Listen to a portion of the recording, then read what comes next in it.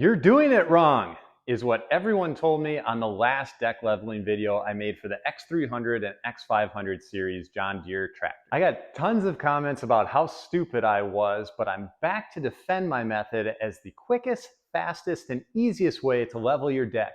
And this time I brought my friend John Deere with me to help explain things. Now, most of you won't recognize what this book is. It's called an owner's manual, and it comes included with stuff you buy. It's full of useful information about how to use your products provided by the manufacturer of said products. Pretty handy. The sarcasm portion of the video is over, I promise. Now, a few quick things before any leveling begins. 1.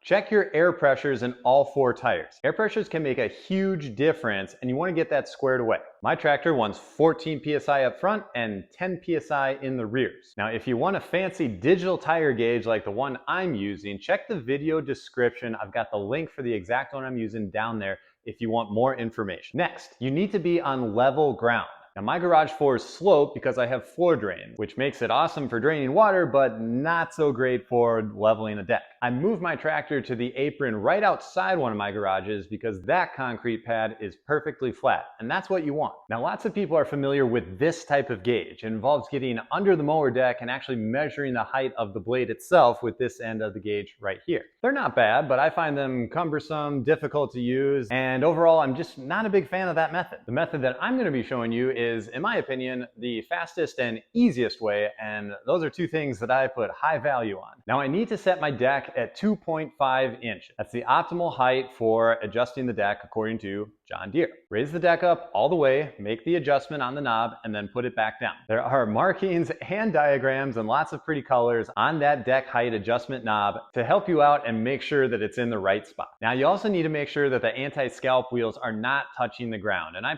just lift them up all the way so that they're not even part of the equation. We'll get to those at the very end. Now, the really cool part is that there's actually a deck leveling tool included on your mower. Look closely at the deck height adjustment knob and you'll see that the centerpiece actually slides right out. Now, you X300 series tractor owners, check under your seat for this tool. The tool works as a height gauge that you slide under the deck at various points to check for level. Now, the manual tells you where those 3 points are and in what order to adjust them. The first point is on the left rear edge of the deck, and it's marked by a little ear sticking up on the deck that's part of the actual deck stamping. Ah, there it is. And since the leveling gauge doesn't fit under the deck, that means that I'm a little bit low on this side. The second measuring point is on the opposite side, and if you have a bagger attached, it's a little bit harder to access. It's also marked by a little point sticking up on the deck. Look closely, and it's right there. On this point, my gauge easily slides underneath, and there's actually a little bit of play up and down. So that means on this side, my deck actually is a little high and could come down a little bit. The third and final point is under the front deck hanger bracket, and there's even a number 3 stamped into the metal right by the point where you're supposed to measure it. That'll help you find it just a little bit easier. Now, my initial measurement is pretty close with the gauge, but it'll need a little bit of fine tuning once I get the other 2 points dialed in. Now, the deck is adjusted side to side first by turning the nuts on the lifting arms. And to do that, I'm using a 17mm ratcheting wrench. Craftsman even. Now, I need to come up on this side, so I'll give that nut a few turns until my deck gauge barely slides under the marked point in the deck. Once the left side is adjusted, I then slide over and do the right side. Now, like I said earlier, access to this side can be a little bit tricky because of the bagger system that you might be running. And if you remember, on this side I was a little bit high, so to bring it down, I just have to loosen that nut a few turns and that'll level things out. Every few turns in the nut, I'm checking the level with the leveling gauge and making adjustments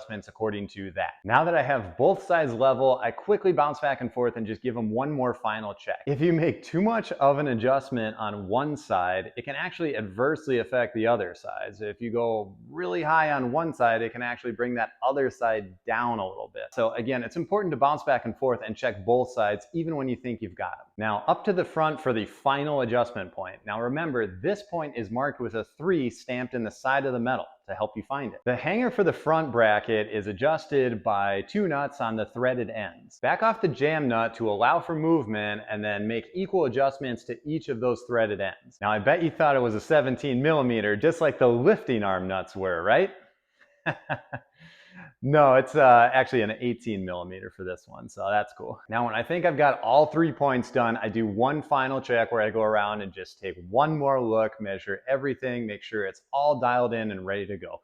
Wow, wasn't that easy? Now, one pro tip that I have is that instead of using the factory John Deere deck leveling doohickey thing that your mower comes with, I actually cut down a couple 2x4s to be the exact same height. And that way, instead of moving the one gauge around to different points, I can slide a 2x4 under each point, and then I can just go around and level everything kind of all at once without ever having to move gauges. The last thing to do after the deck is leveled is to raise or lower the deck to your desired cutting height and adjust your anti-scalp wheels. Now, there's a diagram on your deck that shows you specifically how to do this, but I just make sure that each wheel is close but not touching the ground. If you like this method of leveling the deck, let me know about it in the comments. And if you have a better way to do it, let's hear about it. Now, with fall coming up, check out my video about how to clean up heavy leaf coverage with nothing more than the factory bagger. You can click into that video right here. And I also have a playlist for accessories and attachments for riding lawnmowers, and you can check out that playlist